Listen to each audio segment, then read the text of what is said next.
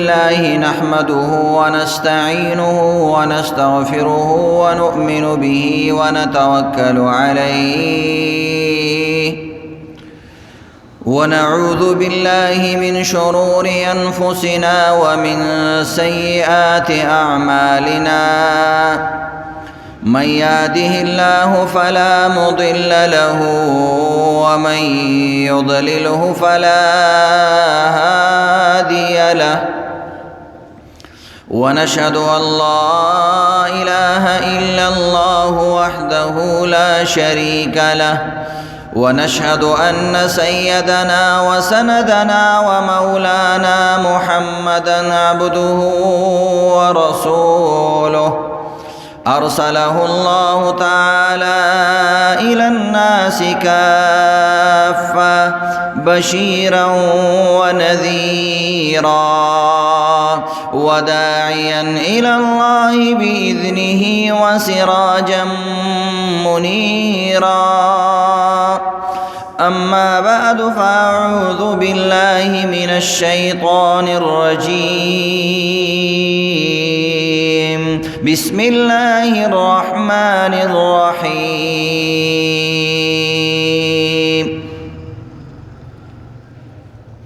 يا أيها الذين آمنوا ادخلوا في السلم كافة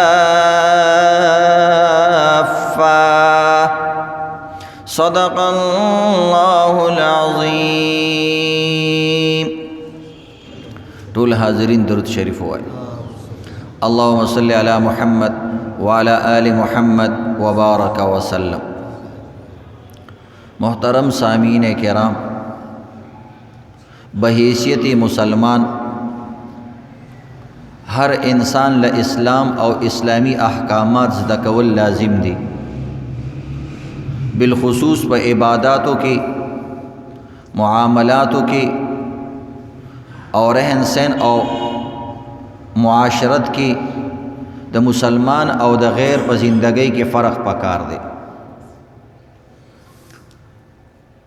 د مسلمان یو عقیده وی یو عمل وی.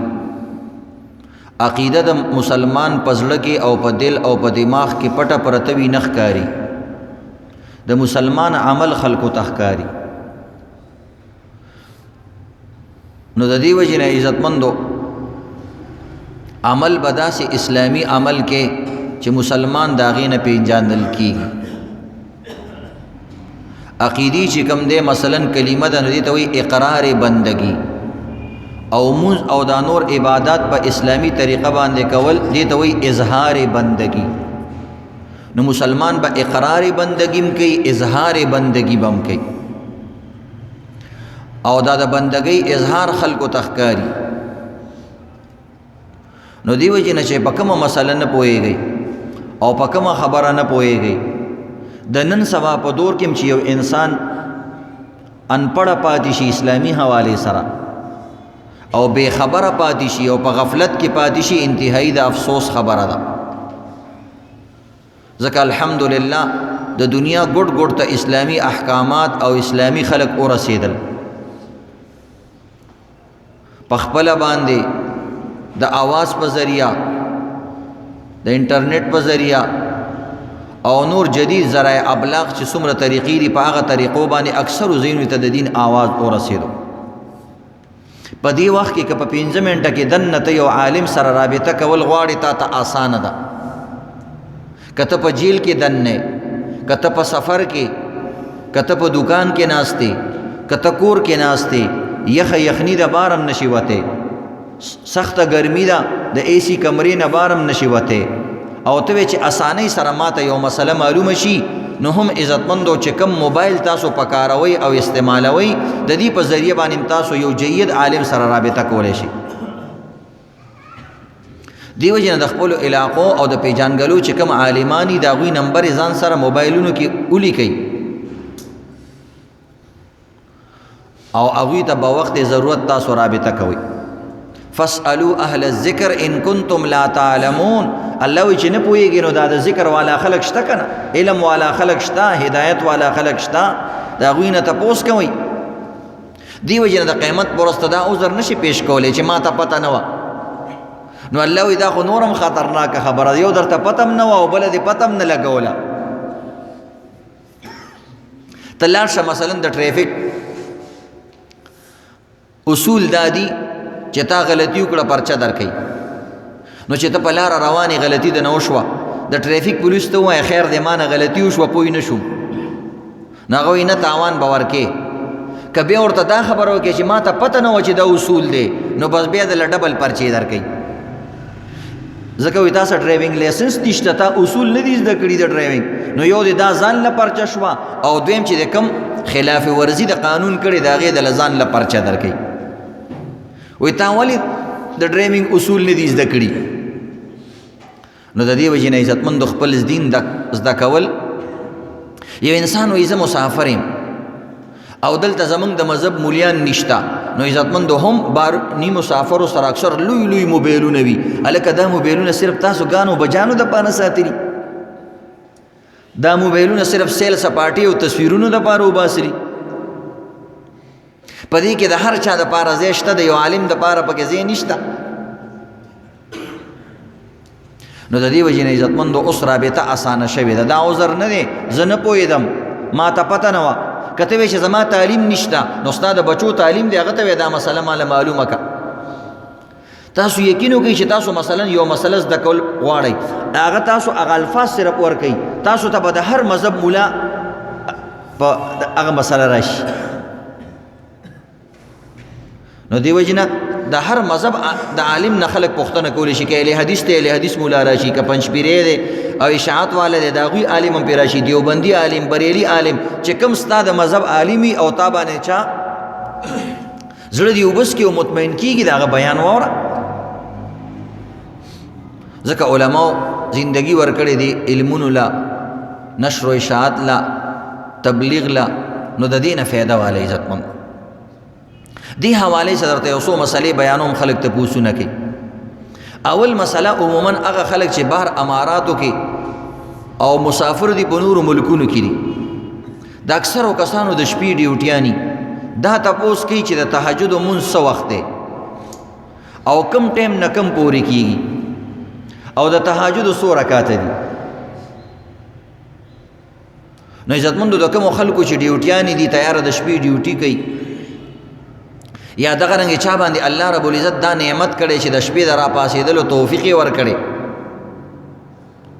نو یا کم انسان له د شپې خوب نه ورځي، یا کم انسان د شپې ناوخته وده کېږي د څه عذر د وجې نه، نو هغوی ته په دې کې یو لویه موقع ده. د تهجد مونځ پیغمبرانو باندې لازم او اولیاء کرامو او نیکانو خلکو به داسې کو لکه د فرض مونځ په شان، یعنی نه به یې پرېغوستو او چې پتې پاتې شو جړلې به. او دغه خصوصي وخت په دغه وخت کې د الله رب العزت رحمتونه ډیر متوجي وي. یو حدیث کې راځي وي الله رب العزت وایي د دې ځمکې چې کوم نږدې اسمان د دې ته راځي، یعنی رحمت یې ډیر متوجي کېږي. او وایي داسې څوک نشته دی سوال کوونکی چې موږ یې سوال قبول کړو، داسې څوک غوښتونکی نشته چې زموږ نه وغواړي او موږ وله ورکړو، داسې څوک حاجتمند نشته چې موږ ته سوال وکړي او موږ یې حاجت پوره کړو. دې وجې نه چې کوم انسان وایي چې زما دعا زیاته قبوله شي، هغه د شپې دعا کوي، دغه دعا باندې الله ډېر خوشحالېږي. نو د تهجد مونځ څو رکعاته دي؟ د تهجد مونځ د 2 رکعاتو نه والا تر د 8 رکعاتو پورې دا د تهجد مونځ دی. 2 رکعات هم انسان کولی شي، 4 رکعات هم کولی شي، 6 کولی شي، 8 کولی شي. په نفلونو کې د تهجد مونځ ته د ټولو نه زیات ثواب حاصل دی. نو دا یو لوی عبادت دی. 4 رکعات هم کولی شي، 2 رکعات هم کولی شي، خو 2 رکعات مونځ بهتري په نفلونو کې. نو بهرحال عزتمندو څنګه مونځ دی؟ ساده طریقې سره چې څنګه نفل مونځ کې دغه شان مونځ دی. په هر رکعت کې سورت فاتحه او سورت ویل دی، د نفل مونځ په شان دی. نیت د نفل هم کولی شي، د تهجد هم کولی شي. 2 رکعاته تهجد مونځ کوم دام صحیح ده، او چې د شپې راپاسېږي 2 رکعاته نفل مونځ کوم دام تهجدي، د شپې مونځ بس تهجدي. عائشہ رضی اللہ تعالی عنہ فرمائی نبی علیہ السلام با رمضان او غیر رمضان کې د 11 رکعات تمونس کو د شپې، نو پدې کې عزتمندو 8 رکعات تهجد او 3 رکعات پکې وتر واجب. نو دې طریقې سره د وتر اصل وخت دا د بهترین وخت چې انسان تهجد لرا پاسيږي او په ځان باندې د بیداری یقین وي، نو د تهجد نه بعد کول پکار دي. خو چې چا په ځان باندې یقین ني نو ماسختن دی وتر کوي، که تهجد تر پاسې دنو او به کی چرته وتر واجب مستفاتی نشي. د نفلو تالاشي او تالاش د وجه نه چرته واجب تی پاتې نشي. بهرحال عزتمندو دای رکعاتونه دي، سټیم نه سټیم پورې تهجد مونږ کیږي. بعضو روایاتو کې پکې ډېره توسع راغلی. حضرت عائشہ رضی الله تعالی عنها فرمایي چې نبی علیہ السلام به دا 11 رکعات مونږ د ماسختن نواله تر سحر پورې کول، کله یو ټیم کله بل ټیم کله بل ټیم. خدایان لري عزتمندو د هر عمل د پاره یو بهترین وخت وي چې زیات ثواب پکې ملایويږي، یو دا غینه لکم ثواب والا ټیم. نو د تهجد بهترین وخت او افضل وخت او راجح وخت هغه د شپې اخیری حصہ ده، چې شپه په شپږو حصو کې تقسیم کې اخیری شپږم حصہ. مثلا شپږ غنټې شپه ده، نو اخیری یو غنټه.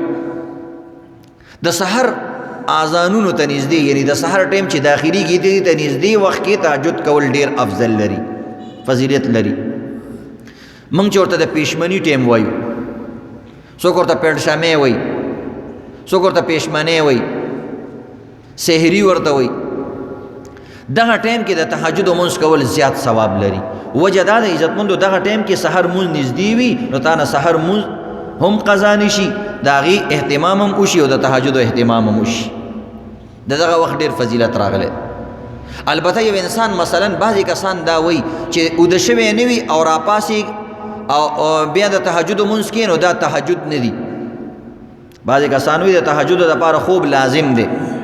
نه، خوب ولا لازم نه دی، بهتر دی چې کوم انسان یو ځل اوده شي. د صحابه کرامو او د نبی اسلام اخیری وخت کې به دا معمول و چې اوده به شو نو راپا بسېدو بیا تهجد کول. او کله ناکله نبی علیه السلام د خوب نه بغیر هم کړي دي.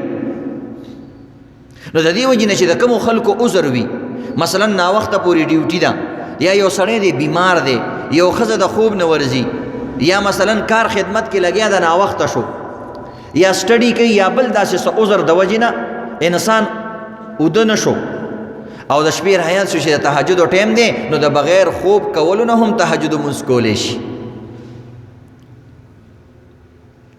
او چې کوم انسان افضل باندې عمل کولی شي هغې باندې د عمل وکړي، چې نشي کولی نو بعض عالمان وایي چې انسان د ماسختن مونځ وکړي، د هغې نه پس یو 2 رکعاته 4 رکعاته وکړي، الله دلم ادنا د تهجد ثواب ورکوي. یو اعلی تهجد دی، یو ادنا تهجد دی، په دې کې هم د ادنا تهجد ثواب ملاویږي. نو دا د تهجد مونځ د مسله شوه عزتمندو رکعاتونه او وخت او ټیم یې درته بیان شو. دویمه یو اهم مسله د خلک تپوس کوي، بعضې کسان وي هغوی سجده کوي، په سجدې کې خپې اوچتوي. نو آیا چې سجده کې خپې اوچتې کې انسان، د دې انسان سجده او مونځ ادا کیږي که نه؟ د ډېرو خلکو دا عادت دی عزتمند.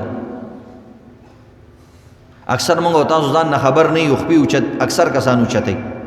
چېرته یو ځل ځان ته شاته موبایل ولګوه او یا هسې ځان ته یو ځل د خپل مونځ ریکارډینګ وکړه او بیا ځان ته ګوره، نو خندا به دله درځي خپل مونځ پورې چې دا ما څه کول. هر یو څیز موږ جانچ پړتال کوو، چېرته د مونځ هم جانچ پړتال وکوي که نه. ماشومانو له ویډیوګانې جوړوئ، په وړو وړو خبرو نوړی خوري او ځان له پکچرې او سیلفین یې وباسئ،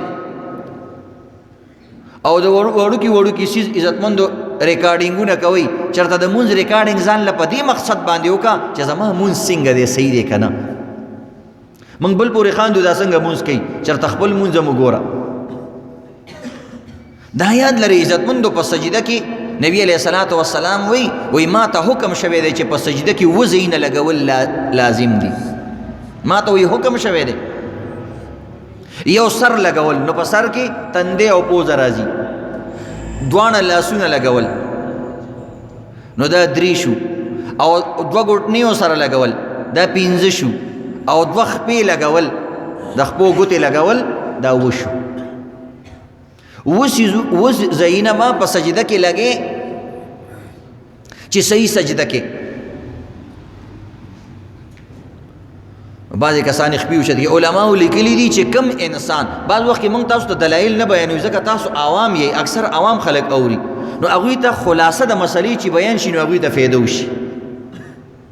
نو د دې وجې نه موږ تاسو ته خلاصه مسله بیانو، ځکه که عربي عبارتونه تاسو ته ذکر شي نو د هغې عوامو ته څه فایده نه وي، او نور هم هغوی هغه مسله کې ګډ وډ شي چې هغه مسله سوه. نو بهرحال عزتمندو سجده کې پوره سجده کې کم از کم د یو سبحان الله په مقدار باندې خپې لګول لازم دي.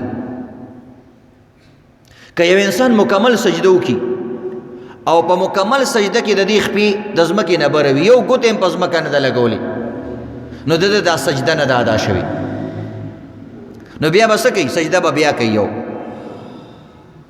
او که سجده یې بې ځایه وکړه نو بیا به سجده سهو هم کوي ځکه بې ځایه وکړه، او که سجده یې صحیح ونه کړله په ټوله سجده کې یو سبحان الله بقدر هم د خپې ونه لګولې، یو سیکنډ دپاره یې خپې ونه لګولې، د ده سجده ادا نه شوه. چې سجده یې ادا نه شوه نو د ده مونځ ادا نه شو، نو که وروسته ورته رایاد شو نو دوباره به یې مونځ کوي.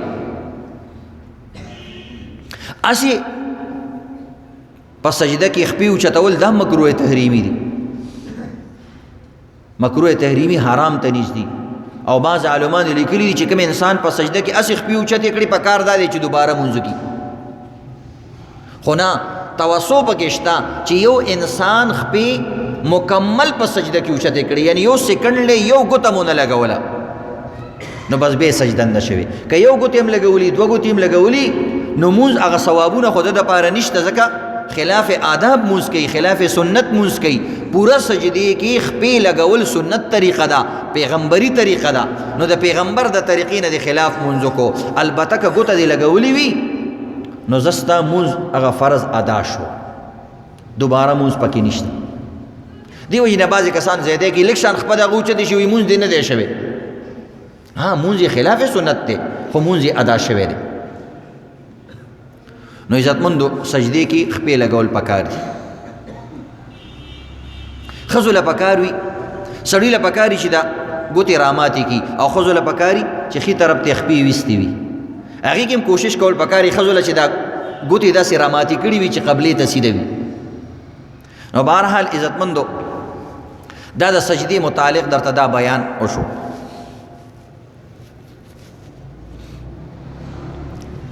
بعضې کسان تپوس کوي چې زکات په کومو کومو څیزونو کې دی. دا یو اهم مسله ده عزتمند.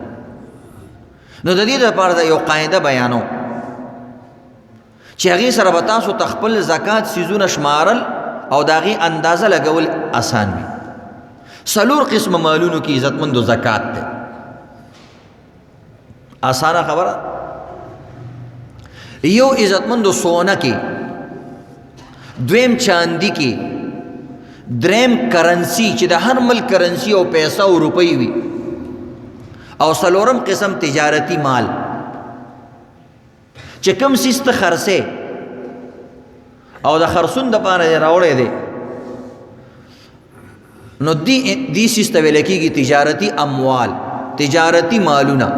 نو په دې 4 قسمه څیزونو کې عزتمندو د دې به خپل نصابونه دي چې سونا 7.5 تولې ته ورسیږي نو په دې کې عزتمندو زکات بیا فرض شي. چې د دې نه زیاتې نو بیا هم پکې زکات دی. که کوم انسان سره 7.5 تولې نه کمه سونه ده او د نورو 3 څیزونو کې ورسره یو څیز هم نشته، نو سره نقدي روپۍ شته پوره کال، نو سره چاندي شته، نو سره تجارتي مال شته، سونه ورسره شته 7 تولې ده، 9 تولې ده، 6 تولې ده، زکات پې نشته. خدا یاد لرئ چې کوم انسان سره سونم وي او لږه د 1 توله 2 توله 3 تولې 7 تولې پورې او د سره تجارتي مال دی، یا سره نقدي ده یا سره چاندي ده، نو بیا په دغې باندې زکات شته.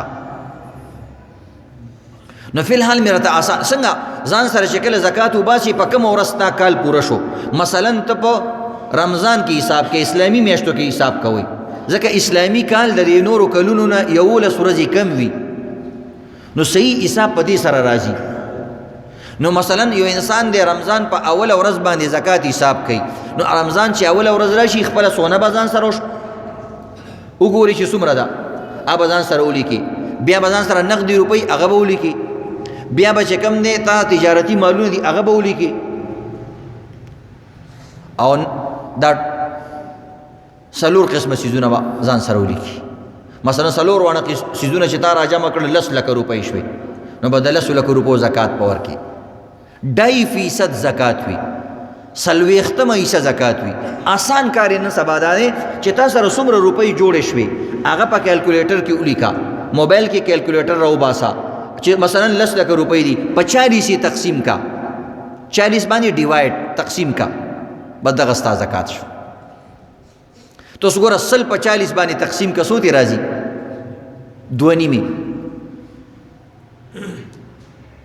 سلويختم ایسه د په سلويخ روپو کې 1 روپۍ بیا په سلويختو کې 2 روپۍ اتیا روپو کې 2 روپۍ شوي بیا پاتې شي شل پاږي کې نیمه روپۍ آسان طریقه ده چې کوم سیس بازار کې په ریټ خرڅيږي بس اقا ریټ ځان سره ولیکا چې دا سونه د دومره روپو شو قیمت فروخت دی ته وي نو دې طریقې سره تاسو خپل کیلکولیشن او دغه رنګ عزتمنو شمارل کولای شي دا د زکات متعلق یو اهم مسله او آسانه طریقه بل عام ملګری یو بل مسلې تاسو کوي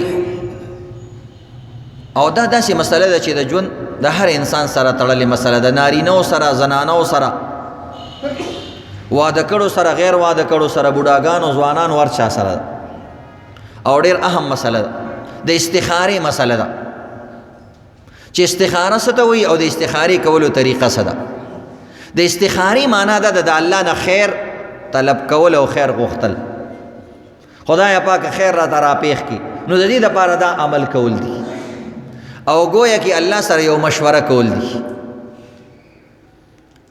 جابر رضی اللہ تعالیٰ عنہ فرمائی کہ کان رسول اللہ صلی اللہ علیہ وسلم يعلمنا الاستخارة في الامور كلها كما يعلمنا سورة من القرآن وی نبی علیہ الصلوۃ والسلام بمنت استخارہ داس خودلا او اهتمام سره بیراته بیانولا لکه مونږ ته چې سورتونه څنګه خودلی دي نو د سورتونو د قرآن په شان باندې به اهتمام سره مونږ ته ویل چې تاسو استخاره کوئ نو استخاره عزتمند او بهترین چیز دی وړو کې نه وړو کې شي باره کې انسان استخاره کولی شي خو فرض واجب سنت د دې باره کې به استخاره نه کې مثلا سړی استخاره کوي چې د امونځو کم کوونه کم دې کې استخاره نشته واده کم کوونه کم دا سنت طریقه دا واده دې باره کې استخاره نشته دا سنت مونږ درسته کوم کنه کوم استخاره کوم د دې لپاره استخاری نشته استخاره د مستحبات او د پاره یا هغه چیز وی چې انسان هغه کې تردد وي چې دا حکم کوونه کم داغه د پاره مثلا نکاح حکم دی جنې سره کنا جنې وی دی الک سره نکاح حکم کنا دا لور دی فلانی لور کم یا نه د خور نکاح فلانی سره حکم یا نه فلانی جی کی دکان والم یا نه د دې د پاره استخاری دا فلانی کاروبار شروع کم کنا د دې د پاره استخاری دا تجارت شروع کم کنا د فلانی سره د پارټنرشپ حکم کنا دې د پاره ته استخاره کولای شي او بعض روایتوں کی راضی من شقوت ابن آدم ترک الاستخارہ وی دا انسان بدبختی دادا چی دا استخارہ نہ کئی خوش قسمت انسان استخارہ کئی او دا رنگی روایت کی راضی ما خواب من استخارہ وما ندم من استشارہ وی چکم انسان استخارو کی دا بچرتا چکم دے خپیمان نشی او کم انسان چې مشورو کی دا بچرته ندامت سره مخامخ نشي استخاره والا سړی بتاوانی نشي ما خاب من استخارا وما ندم من استشارا نو د دې وجې نه عزتمندو استخاره کول پکار دي. د استخارې حکمت څه دی چې استخاره دې وکړه څه د دې کې حکمت څه دی؟ یو حکمت دا دی چې د بدفالۍ نه بچ شوې. انسان بدفالي کوي. پخوا زمانې د جاهلیت دا دستور چې کله به یو سړی کاروبار د پاره د نکاح د پاره یا څه مسلې د پاره به وتو نو د بیت الله شریف منجور لبرالو هغه سره یو تیلی وه په هغې کې 3 قسمه تیرونه اچولي په یو باندې به یې لیکلي امرني ربي بل باندې کې نهاني ربي او بل بخالیو امرني ربي الله حکم وکړو چې وکړه او بل باندې و چې الله منې وکړله او بل خالیو نو چې تیر به ولا راويستو منجور صاحب نو چې دا به پرې کړیو امرنه ربي وای زه د خیره کار کوا د خدای اډر دی چې وی به سو نهاني ربي خدای منع کړی ویل قلار کینا کار کې د خیر نشته او چې خالی بروته نو دوباره به بیا دغه شان تیرونه راويستل. نو دا طریقه شریعت ختم کړه چې تیرونه خود چا فیصله نشي کوله کاغذونه او ډکی خود چا فیصله نشي کوله چې دا وکاو دا مکاو کاغذ ته څه پته ده او تیر ته څه پته ده چې دا کاروبار ښه دی که نه انسان ته پته نشته نو د آینده زمانې نو د دې وجې نه الله سره مشوره کوي.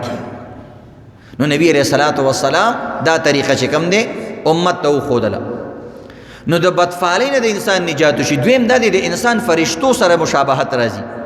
فرشتې د الله د هر خبرې انتظار کوي چې الله څه وایي خپل دماغ نه استعمالوي الله د حکم انتظار وي چې الله وی اوکا ويفعلون ما يؤمرون بس کوي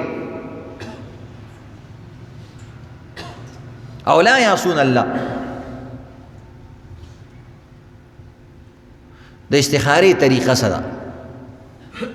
د استخارې طریقه په خپل باندې سردار دو جهان خپل بیان کړی ده او د هغې دپاره عزتمندو دا وي 2 رکعاته مونځ به وکړي. جابر رضی الله تعالی ته وایي 2 رکعاته مونځ وکړه غیر الفریضه دا فرض مونځ نه دی وایي نفل مونځ دی 2 رکعاته هم ساده 2 رکعاته مونځ به وکړي. داسې مې راشي 2 رکعاته استخاري مونځ کوم زړه کې چې دی دا راشي هم کافي ده په خوله دې ویل هم خیر دی 2 رکعاته استخاري مونځ کوم. الله اکبر. خاص صورت پکې نشته چې کوم صورت دې زړه غواړي فقرؤوا ما تيسر من القرآن الله وایي چې کوم قرآن تاسو له ښه درجې قوای او کوم درته آسان یې غوای. نو بهرحال عزتمندو 2 رکعاته مونځ به وکړي ساده 2 رکعاته نفل. بیا د هغې نه بعد په حدیثو کې عزتمندو یو دعا راغلی ده دغه دعا زده کول پکار دي. که چاله هغه دعا عربي الفاظ نه ورځي نو د هغې ترجمه دې وایي ترجمه انتهایی آسانه ده. زه تاسو ته ویم چې پښتو کې به تاسو څه وایي. هغه دعا ده اللهم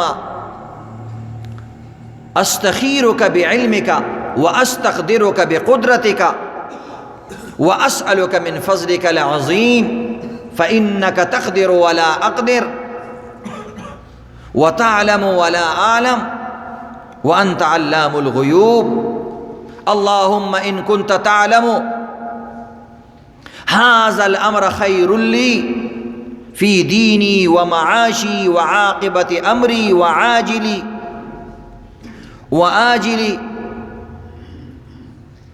فاقدره لي ويسره لي ثم بارك لي فيه وإن كنت هذا الأمر شر لي فاصرفه عني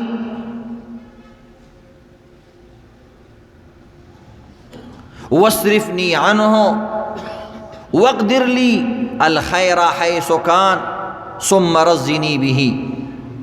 مونږ چاته دا دعا یادوي یا د مسنون دعاګانو په کتاب کې دا دعا لیکلي وي هغه دعا ته دی ګوري دا دی وي یا آسانه ده خدایا پاکه زه تا نه ستا د علم په رڼا کې یو مشوره غواړم.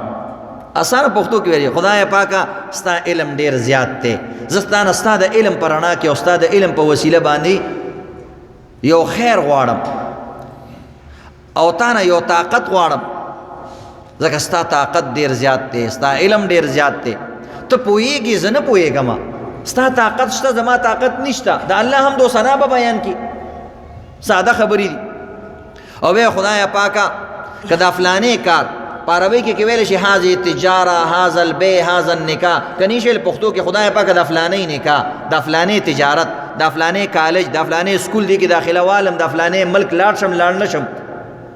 خدای پاک کدا زما د پاره خیری نو خدای پاک زما ته آسان کی او ما ته پکې برکت واشه، او که یا الله دا کار زما د پاره نقصانی وي، د نکاح د تجارت د فلانې، نو یا الله ته زما حفاظت وکي او دا غرنګي دا کار زمانه لري کی او ما د دې کار نه لري کی، او دا غرنګي مال هغه تجارت را کی چې کوم زما د پاره د سہولت والی، او خدای پاکه ما پاغي باندې راضي کی. نو بهرحال د الله عام حمد و ثنا ویل شي خدای پاکه ته خالق، ته رازق، ته مالک، ته د کائنات خیر او شر نه ته واقف. خدای پاک د فلانې کار کوما چې دا به زما د پاره خي او کني، زه خو ډېر کشمکش کې ما ډېر پریشان یم، صادق خپل الفاظ هم ویلی شي. خو 2 رکعاته مونځ دې پیله وکړه، بس دا ستا استخاره وشوه، بیا به لږ سات له چې کوم دی سوچ وکړي، دعا دې وکړله، مونځ دې وکړلو، لږ سات له به سوچ وکړي چې په زړه کې د کومې خبرې اطمینان رالی. د کامیابې استخارې 2 نښې دي، یو دا دی چې کوم طرف ته ستا زړه میلان وکړو او په هغې د زړه اطمینان وکړو چې د فلانې کار کول پکار دي. مثلا یو دکان دی تا نیولو، زیات زړه د اطمینان په دې وکړو چې دا نه دي نیول پکار، نو بس مې نیسه. خو که زړه دې دې طرف ته میلان وکړو، توجه وکړه چې یار دا ښه دکان دی، نیول پکار دي، بدقه د استخارې مطلب شو. او دویم نښه دا ده چې کوم کار ته کې هغه 2 کارونو کې چې د کوم کار الله رب العزت تا ته مصلحتن هغه اسباب مهیا کړو، نو پوه شه چې دا کار تا د پاره ښه دی، اسانه کو درته کار، نو پته لګېږي دا کار تا د پاره ښه دی. نو بهرحال عزتمندو دا یاد لرئ د استخارې دپاره خوب ضروري نه دی. د استخارې بل اسانه طریقه هم درته ښیم، هغه هم احادیثو کې بیان شوې ده. دا خو لږ تفصیلي دعا ده.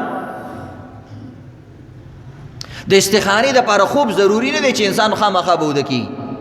دا علما کرام د تجربې په طور وایي چې دغه وخت کې چونکې ستا ذهن ته سکون حاصلي، نو ځکه ته د شپې ټایم کوه، نور خوب هم ولې ضروري نه دی. مثلا د غرمې ټایم دی، یکدم یو سړي تا ته یو مسله وکړه چې ما له 10 منټه کې 20 منټه کې جواب راکړه، وروره شریکېږي که نه شریکېږي، نو د دې دپاره به اوس ته وده کېږي، بالغ بنالې نه، او یا به خوب درځي یا به نه درځي. نو په مغه ټایم باندې کېنه، 2 رکعاته مونځ وکړه او د خدای پاک نه دغه دعا وکړه. که دغه دعا نشي کولی، نو عزتمندو یو بل اسانه دعا هم راغلی ده. بعضو روایتو کې راځي اللهم خیر لی واختر لی، دا 2 ټکي، دا یو څو ځله ووایه او کښېنه اللهم خیر لی واختر لی. او بعضو کې د دې نه اسانه بله دعا راغلی اللهم اهدنی وسددنی، خدای پاک ما ته لاره وښایه او نیغه لاره راته وښایه چې څه وکړم. اللهم اهدنی وسددنی. او یا د دین آسان اللهم الهمنی رشدی، خدای پاک سم لار راته الهام وکړه. پښتو کو وایه خدای پاکه نه د خوب ټایم دی نه بل ټایم دی، یا الله ته زما مدد وکړي، صحیح خبره زما په زړه کې واچي. پښتو کې داسې وایه او خدای پاک دا لار راته آسان کړي، که دا کار خیري راته آسانې کړي، که شري نو د دې نه مې حفاظت وکړي. آسان الفاظ 2 رکعاته مونځ وکړه، دا 2 الفاظ ووایه، لږ سات له چې کوم دی مفتی شفیع صاحب رحمت الله علیه وایي لږ سات له داسې سترګې پټې کړې او بس دی ویل فلانې کار کوو. سترګې پټول هم پکې لازم نه دي، خدای چې دې سره سړي ته لږ هغه دماغ یې حاضر شي. نو دې طریقې سره عزتمندو استخاره کول پکار دي. بعض عالمان وایي چې 3 ورځې وکړه مسلسل، بعضو روایتو کې راځي چې وزل استخاره کول پکار دي. د هغې نه بعد بیا خپل زړه کیفیاتو ته وګوره. نو دا د استخارې عزتمندو اسانې طریقې دي. بعضې طریقې چې ورسره علماو لیکلي چې ما اودس وکړه، مونځ وکړه، پخي طرف اودشه فلانې، دا خبرې احادیثو کې نشته. دا صرف د دې دپاره کړي دي چې مطلب ته اودس سره وکړي، آدابو سره کار وکړي، نو چې اثر یې ډېري. نور دا څیزونه د استخاره کې نشته. استخاره خپله کول پکار دي. استخاره په خپله کول پکار دي، دا بهترینه طریقه ده. ځکه تاسو د استخارې دعا کې وګورئ د متکلم صيغه پکې استعمال شوی، خدای پاکه که دا زما دپاره داسي. نو په خپله یا هر هغه انسان استخاره کولی شي چې هغې سره د دې مسلې څه تعلق وي. مثلا ستا مور ده چې ته نکاح کې د هغې مو سره تعلق ده چې زه ځان له انګور راولم، نو هغې هم کولی شي. تجارت دی مثلا ستا پلار ته هم پکې نفع نقصان کیدی شي، نو ستا پلار هم ستا دپاره کولی شي، ځکه دې سره د هغې تعلق دی. یا شریکوال دی نو دواړه کولی شي. نو بهرحال عزتمندو او دا یاد لري بعضې کسان د استخاره د آینده څه کار کولو باره کې مشوره وي. بعضې کسان د تیر شوي کال باره کې استخارې کوي چې اغلا شوي وا بچا نه شوي. بعض ځایونو کې استخاره سنټر یې وتي دي، موږ یې دله معلومو، دا چټي خبرې دي. استخاره خو بس یو نیک عمل دی، شریعت ښودلی دی چې الله نه خیر طلب کا او بیکار شروع کا. نو د تیر شوي کالونو باره کې چې کوم دی، یا مثلا ته دا استخاره کې چې د فلانې به په امتحان کې مخکې پاس شي که پاس نشي، دې دپاره استخارې نشته، د دې دپاره محنت دی، محنت وکړه. یا د فلانې کاروبار کې به نفع کوي نقصان به کوي، د دې دپاره استخارې نه کېږي، صرف د دې دپاره چې دا کار وکم که نه وکم، دا به زما دپاره مفید وي که نه، دا رشته به وي که نه، د دې دپاره استخاري طریقې.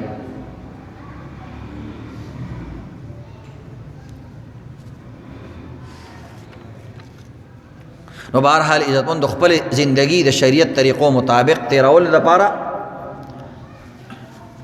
الله رب العزت موږ له موقع راکړې ده چې ځان خبر کړو د دین نه او هغه طریقې صحیح کړو.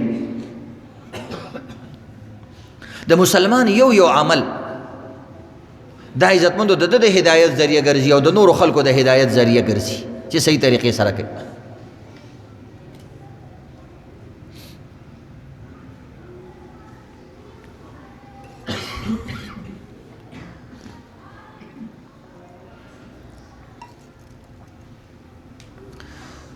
په هندوستان کې یو ځل کاندیله یو ښار دی، هلته د هندوانو او د مسلمانانو، یو هندو او یو مسلمانو د هغوی په یو ځمکه باندې جنګ شو او اختلاف یې شو. مسلمان ویلې دا ځمکه زما ده، هندو ویلې دا ځمکه زما ده. مسلمان ته چې پته ولګېده چې د هندوی نه راکوي، نو هغه ویلې زه پې جومات جوړوم.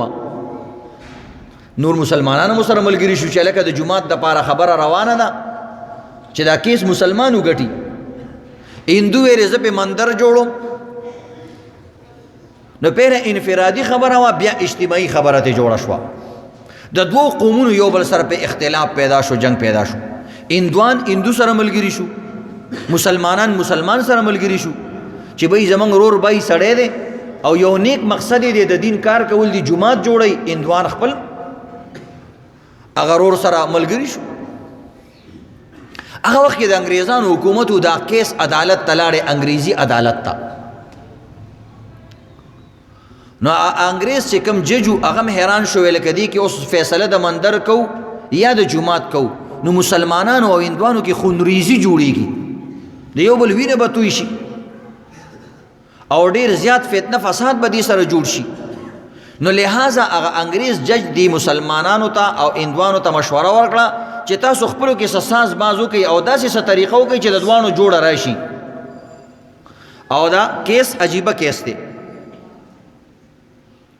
اخره کې یو هندو ویلی چې موږ مسلمانانو سره په دې شرط باندې دا مسله منلی شو چې په هندوستان کې یو عالم دی،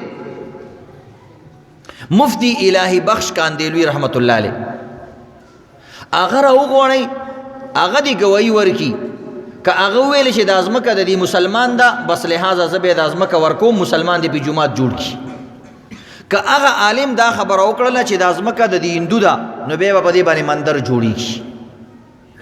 مسلمان عالم نوم یې واغوستو، هندو. جج ویلې دا خو ډېره اسانه خبره وشوه، مسلمانانو ته تاسو دا خبره منئ. او خو ډېر خوشحاله شو چې زموږ مسلمان مولا راغواړي. مسلمان عالم ته چې پته ولګي چې یو طرف ته مولا دی او بل طرف ته الله د جومات خبره ده، نو بس اوس خو خبره وشوه، ډېره اسانه ده. ویلې بالکل صحیح ده. جج چې کوم دی مفتی الهی بخش کاندیلوی رحمت الله علیه پسې سوال جواب استاذ یې ولګو، هغه رالو چې هغه رالو مسلمانان ډیر خوشاله دي، د هندوانو مخونه سترګې ډېرې ښکته دي چې زمونږ د هندو مشر څه عجیبه خبره وکړه، د مسلمانانو په مولا فیصلې کوي او د جومات فیصلې کوي. بهرحال عزتمندو جج وی مفتی صاحب ته وی الهي بخش صاحب دا ځمکه د مسلمان دا که د دې هندو ده، ستا علم کې څه خبره ده؟ هغه وی زما د علم مطابق دا ځمکه د دې هندو ده. مسلمانان ټول حیران شو، حق دق حیران شو چې دا مولا صاحب څه وکړه. ټول حیران شو، هندوان سرونه اوچت شو چې مسلمان عالم دین یو طرف ته د مندر مسله ده، بل طرف ته د جومات مسله ده، او هندوانو په حق کې چې کوم دی د بیان ورکو گواهی ورکړه. هغه انګریز فیصله ولیکله. اوس خبره ختمه شوه، په دې باندې دوی اتفاق کړی چې دا مولا وایي چې دا د هندوانو دی، نو بس دوی به هندوانو ته حواله کېږي. نو فیصله یې پې لیکلې وه. هغه انګریز یو فیصله وکړه او هغه فیصلې سره چې کوم دی ځمکه خو هندوانو له ورکړه، خو یو جملې ورسره ولیکله، وی آج مسلمان ہار گئے لیکن اسلام جیت گیا. نن مسلمانانو خو وبیلله د کیس په اعتبار سره، خو اسلام نن کیس وګټلو. یو اسلامی سړی داسې موجود دی چې هندوان خلک هم د هغه په صداقت باندې چې کوم دی اقرار کوي.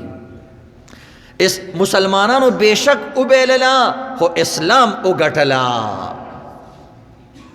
هغه هندوانو چې دا واورېدو چې په مسلمانانو کې داسې خلک دي چې د خپلو مسلمانانو خلاف یې ګواهي ورکړه او د حق او د صداقت سره چې کوم دی ملګری شو، هغوی اعلان وکړل جج صاحب صبر وکړه، فیصله مه کوه. نن اسلام هم وګټله، مسلمان هم وګټله. ویل څه ویل غواړې؟ وایي د نن نه پس موږ مسلمانان شو او دا ځمکه موږ جومات دپاره ورکړله. حق او صداقت او د مسلمان عمل دومره اثر لري. نو عزتمندو رښتیا ویل دومره اوچت څیز دی. د حضرت عمر رضی الله تعالی عنہ په دور کې داسې کار وشو. د ایران یو لوی جنگجو او جرنیلو او شهزاده هغه په مسلمانانو باندې ډېرې حملې کولې. د حضرت عمر صاحب په دور کې هغه گرفتار شو. چې کله گرفتار شو، حضرت عمر صاحب اعلان وکړو چې دا سړی زمونږ دپاره ډېر مضر او نقصانی دی، لہذا دا قتل کوي. جلاد یې راوغوښتلو، هغه شهزاده د هغې مخې ته ودرېدو، ویل د ده نه سر قلم کا چې آینده دا جرت ونکي او څوک جرت ونکي د مسلمانانو خلاف راوچتېدلو دپاره څوک جرت ونکي، لہذا سر ته قلم کوي. چې کله ته سر قلمولو، جلاد مخامخ ولاړ دی. حضرت عمر صاحب ته تپوس کوي یا قاضي ته تپوس کوي چې په زړه دې اخري څه خواهش شته که نشته؟ هغه ویل جي شته. ویل څه خواهش دې دی؟ وایي صرف یو ګیلاس اوبه څکم بس. اور دلدام دا څه خبره ده؟ راوړئ یو ګیلاس اوبه وله ورکوي. چې ګیلاس اوبه وله ورکړو نو لاسونه یې رپېدل. حضرت عمر صاحب ورته ولې؟ وایي جي زه د دې تلوار نه یریږم، د دې جلاد نه یریږم، داسې نه چې د ګیلاس د څکلو نه مخکې مې چپکي او د یو ګیلاس اوبو ته مې پرې نه دي.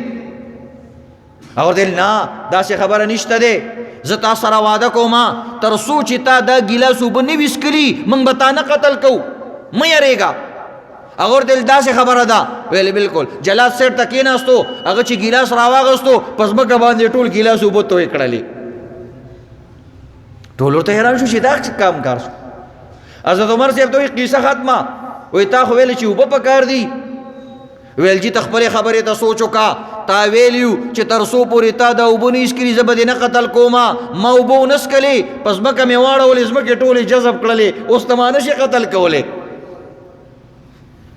مسلمانان ډېر حق دغه حیران شو چې دا خو ډېره چالاکي وکړه، ته خو دوکه وکړله، په دوکه باندې ځان بچ کوي.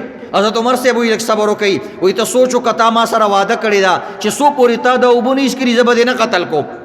اوبه خو اوس نه څکل کېږي، خو لاړې ځمکه کې، اوس به څه کې؟ حضرت عمر صاحب لږ سات پس چې کوم دی ویلې، ویل ما تا سره واده کړې ده، زمونږ د اسلام قانون دا دی چې چا سره دې واده وکړه د وادي به وفاداري کې، لہذا د نن نه پس د قتل سزا تا ته معاف شوه. من خپل اسلام چاته ښکته نه راولو، من خپله ژبه چاته لاندې نه راولو. ټیک د ته دې بچ شي خو موږ د اسلام حکم دې مات نشي. هغه چې دا واورېدو ویل ما ته کلمه ووایه زه مسلمانېږم. ویل ولې؟ وایي ستا د تلوار د یارې نه زه مسلمان نه شوم، ستاسو د اخلاق او د کردار د مینې او د محبت د وجې نه زه مسلمان شوم. ستاسو تلوار زه مسلمان نه کړم، ستاسو اعمالو زه مسلمان کړم. حضرت عمر صاحب ډیر خوشحاله شو چې الله رب العزت ګوره زمونږ د اسلامي د یو حکم خیال ساتلو د وجې نه الله قسم مسلمان کو. لہذا عزتمندو بیا هغه د اسلام یو لوی جرنیل جوړ شو او حضرت عمر صاحب اکثرو خبرو کې بیا هغه سره مشوره کوله. بهرحال عزتمندو ټیم پوره دی، 1:30 بجه تاسو ته ویلی شوي د جمعې مونځ به ودرېږي. چې کم کسان بار وي او لرې وي د جمعې مونځ